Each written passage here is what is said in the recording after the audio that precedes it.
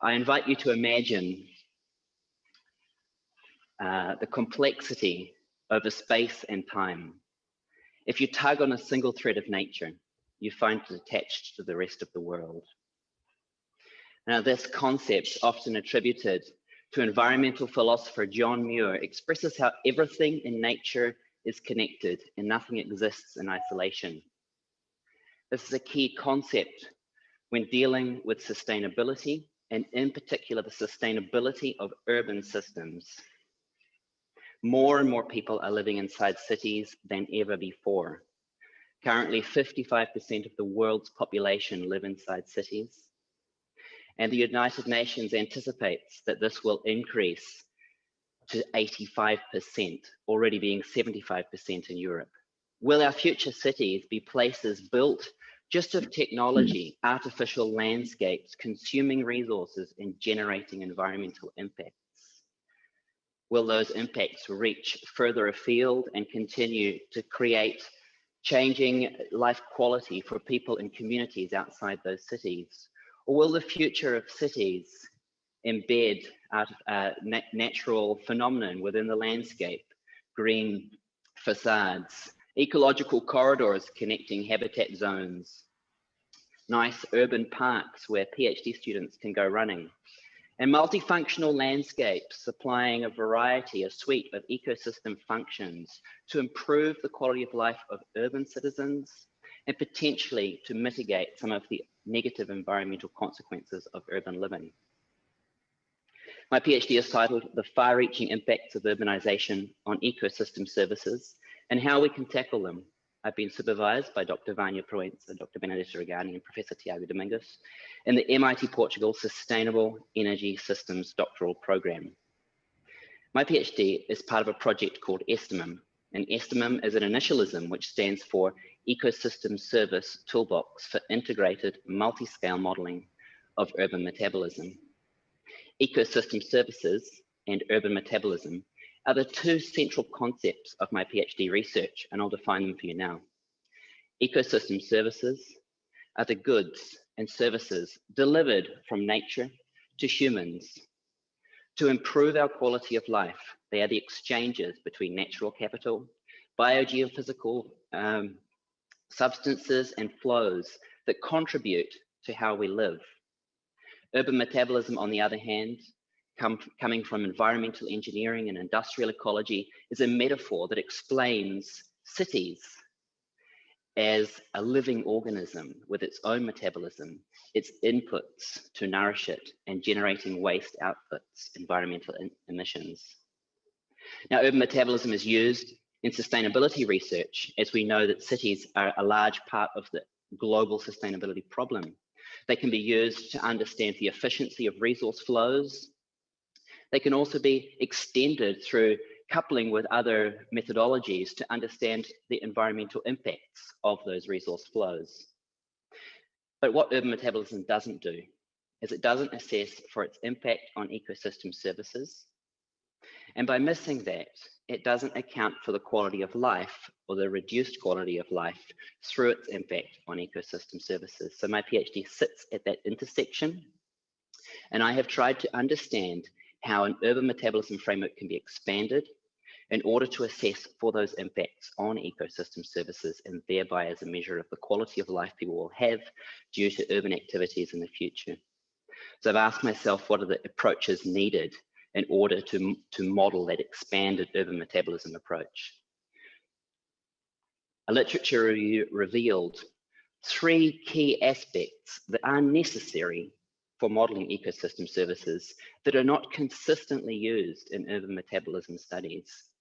Spatial information, temporal information, and multi-scale interaction are essential for understanding how ecosystems deliver those services. Spatial information is important because ecosystem services are delivered across landscapes, so they are inherently spatially diverse. Temporal information and also its interplay with spatial information is important because ecosystem services depend on things like seasonal weather patterns and also longer term year-on-year changes of the climate variability. These also impact ecosystem services. And the way that temporal and spatial information interact with each other is also important for understanding those ecosystem services. And lastly, multi-scale interaction, which I define as the coupled human and natural systems, how the ecosystem provides benefits, and those benefits, those resources are used by humans. And as humans use those resources, those finite resources are depleted. And this is a multi-scale interaction between the ecological scale and the human scale. And that is essential at the core of ecosystem service research. And that is a part of the urban metabolism that is not well accounted for, because it requires the use of feedback loops, cause and effect modeling. And to do that, we need something called system dynamics. We need system dynamics modeling and life cycle thinking to be part of this expanded urban metabolism model. So life cycle thinking allows us to account for the extended environmental impacts of the resource flows in the urban metabolism as they interact with ecosystems outside the city, but driven by those urban dynamics. And the system dynamics modeling allows us to couple together those feedback loops, be they reinforcing or balancing over time, to understand what the urban system might look like in the future. How can these be integrated into one modeling framework if it hasn't already been done? Perhaps it's too complex. So I've drawn for you a schema of what a dynamic urban metabolism might look like. Urban growth driven by population results in urban expansion. The built environment expands as more people demand residential spaces and commercial spaces in the city. And with that artificial environment expanding, the natural environment contracts. We can then estimate where the new population of those future cities might locate themselves. We can estimate where the economic activity might happen in the future. And then we can understand how many resources and where those resources are being consumed within the city, the demand for the urban metabolic flows. Meanwhile, the urban expansion has an impact on ecosystem services. The contraction of natural lands inside the city means that the ecosystem quality changes.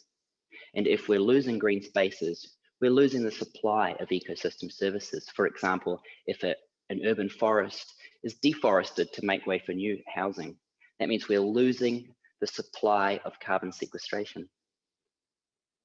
Demand for those resources means that environmental impacts are generated inside the city. And going on with the example of carbon sequestration, imagine you're driving a car inside the city. Your tailpipe emissions are generating greenhouse gases in the city. And when you do that, you create a demand for carbon sequestration. And together, the demand and the supply of carbon sequestration, we can understand a deficit or a surplus, usually a deficit. It's important then to think, what are the ecosystem services we want to apply this framework to? And over the course of my PhD, I've been involved in organizing stakeholder workshops, beginning with this one in Luxembourg in 2018. In this workshop, we brainstormed on what were the important urban challenges for the stakeholders in some key cities within the Estimate project. And we identified 5 ecosystem services that could help to tackle these urban challenges. 3 of those ecosystem services operate at the local scale within the city, but 2 of those ecosystem services have a more global reach. And I'll describe all 5 of them to you now. The first is water regulation. So water regulation is important in cities because we have the potential for flooding events. Flooding events can be modeled like this.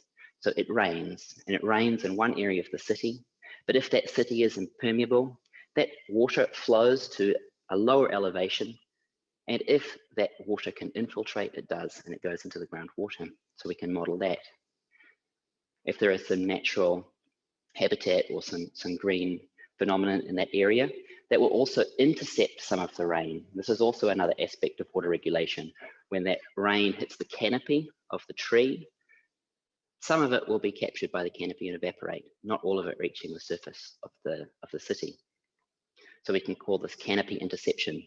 Now, the interaction between canopy interception and soil filtration are important when considering spatial and temporal dynamics. The canopy of the tree changes over the seasons, And of course, there are different amounts of trees according to the different sorts of landscapes. So canopy interception is something that is modeled on a daily basis and across space in the city as well.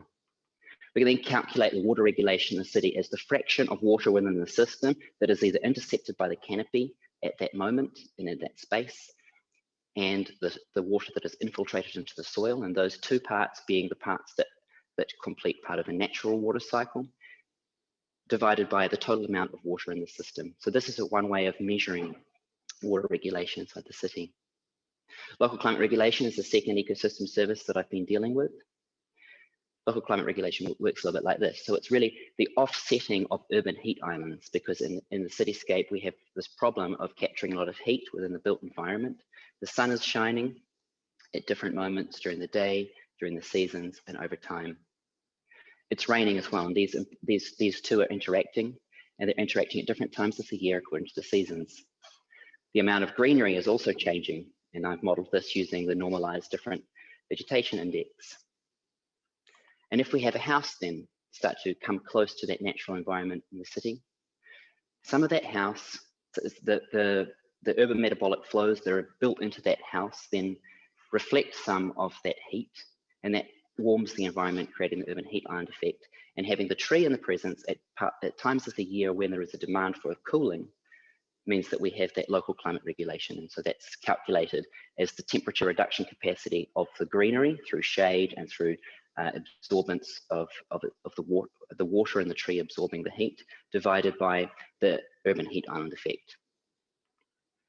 The third that I want to talk about is nature recreation. So nature recreation is a cultural service, a little bit more abstract, and it's not measured in biogeophysical quantities. It's measured in indicators between 0 and 1. Different landscapes have different recreation potentials. You might enjoy being in a forest. You might not enjoy being in a commercial space. Commercial space doesn't provide you with any nature recreation. But you don't get nature recreation just from a forest existing. You get nature recreation when you come into contact with that forest. So accessibility is a key component of the modeling of nature recreation. So different landscapes have a different potential, but only when there is a sufficient amount of green space to population can we consider nature recreation present. So that's what happens here when this fellow walks across into the forest in the city.